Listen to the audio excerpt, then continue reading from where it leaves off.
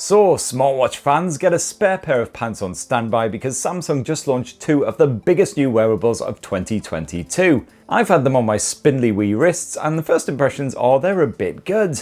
You got two flavours to choose from here, the regular Galaxy Watch 5, which also happens to come in two different sizes, or you can upgrade to the Galaxy Watch 5 Pro with its bigger battery and more durable design. Perfect, I guess, for anyone who's into all that outdoor shenanigans rather than box setting an entire season of Love Island while feasting on a bucket of Deliveroo chicken nuggets. There's a big difference when it comes to prices though, because the Galaxy Watch 5 starts from 269 quid for the 40mm version or 289 quid for the bigger 44mm effort, while the Pro model is a proper savings drainer kicking off at 429 quid. Either way, a sizable cost bump over the previous smartwatch gen, and you can add on a further 50 quid if you want LTE. The question is, should you settle for the regular Galaxy Watch 5 or should you hoy even more of your hard-earned cash at Samsung for that Pro model? And of course, will the battery life be not as cack this time around? Well, I can't actually fully answer these questions until I've had them slapped on my pale spindly wrist for at least a couple of weeks and fully reviewed the buggers, but for now here's an in-depth tour and how they stack up against one another just to whet your appetite. And for more of the latest and greatest tech, please do poke subscribe and ding that notifications bell. Cheers! So as I just banged on about, the regular watch comes in at 40 and 44mm sizes with almost identical specs for each, so you can choose whichever best suits your personal wrist girth. Both sizes are about the same level of chunky, which is to say they're not actually too chunky at all. I've only worn them for a short time, but they do feel really good on your arm, nice and light and pretty comfortable. Meanwhile, the Galaxy Watch 5 Pro Edition comes in just one size, this here mighty 45mm model. Definitely one for those with big, beefy arms. And the Galaxy Watch 5 Pro is noticeably heavier than the regular Galaxy Watch 5 to the point where raising your arm just to check the time actually kind of feels like a proper workout. At least I'm going to count it. Apparently, the regular Watch 5 is now precisely 60% tougher than the previous generation, courtesy of its sapphire crystal screen. However, the Pro model is even more of a double hard bastard, rocking a proper titanium frame rather than stainless steel. And here you also have an enhanced sapphire crystal screen that is apparently 90% tougher, not just some pissy 60% effort. And that's actually sunken below the bezels for extra protection. And both the regular Galaxy Watch 5 and that Pro model as well are fully water resistant, so you can take them when you're going for a bit of a swim, they can do the full swim tracking, all that good stuff. And you've also got a dedicated swim mode which will just freeze the screen and make sure the watch doesn't go crazy in the water. As for your colour options, well, the regular Galaxy Watch 5 comes in a choice of silver or graphite, plus the 40mm model also has a pink gold option, and the 44mm version can be grabbed in a lovely sapphire finish. If you want the Pro model, well, that comes in a smaller, less jolly selection of colours, basically black or grey. However, only the Pro model also offers the option of Samsung's snazzy new magnetic D-buckle sports band, which is a one-size-fits-all effort, super easy to adjust and just snaps on and off in an instant. Otherwise, all of the models here support a range of sports bands and link bracelets with a wide range of designs available direct from Samsung.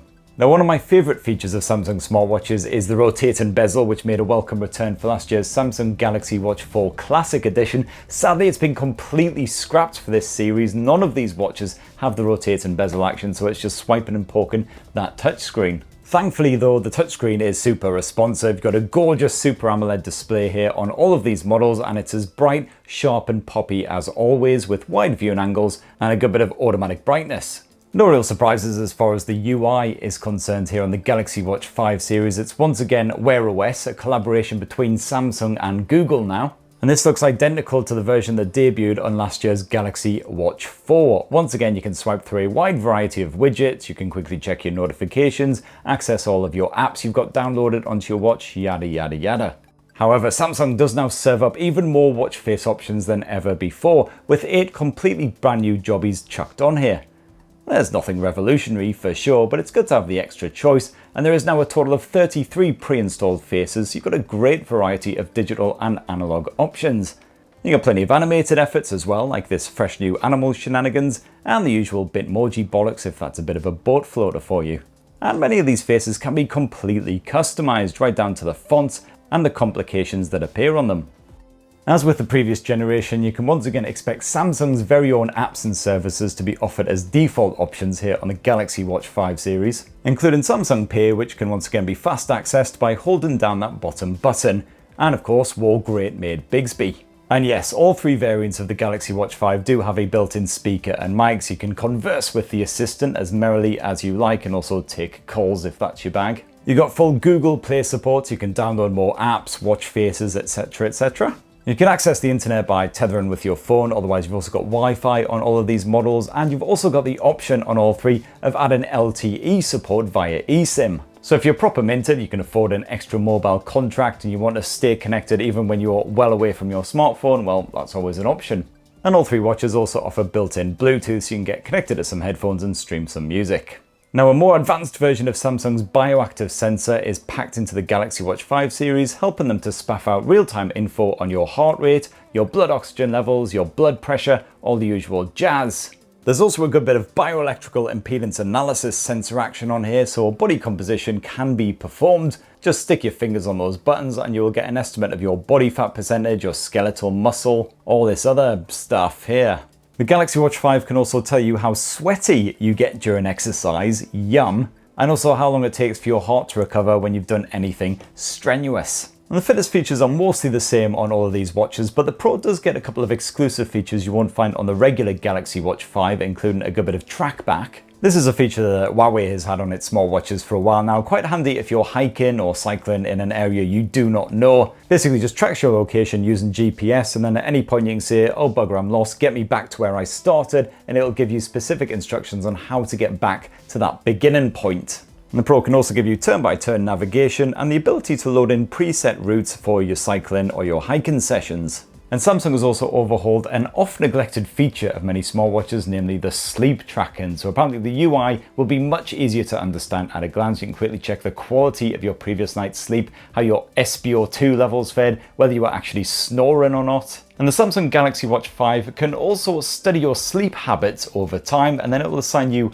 an animal to say just what kind of sleeper you are. And then depending on your animal type, you'll be assigned a specific program to follow to improve the quality of your sleep, including a checklist of various tasks, all kinds of little tips and tricks. And the Galaxy Watch 5 and the Watch 5 Pro will also tie directly into Samsung's smart things. So basically, for instance, you can have the watch tell your smart lights when you've fallen asleep and get them to dim down or switch off if you can't be bothered to just flick a switch yourself. Well, I gotta say though, the battery life on the Galaxy Watch 4 was, to put it politely, total trouser. So hopefully things have improved for these fresh new wrist rockets, although they are still powered by Exynos chipsets, so don't get too carried away. The regular Galaxy Watch 5, both sizes, now sport a bigger battery compared with the older Gen 4, up from 247 mAh to 284. And this also charges faster using the new Type-C USB dock, so you'll get a 45% charge in just 30 minutes, compared with around a 30% charge in the previous gen.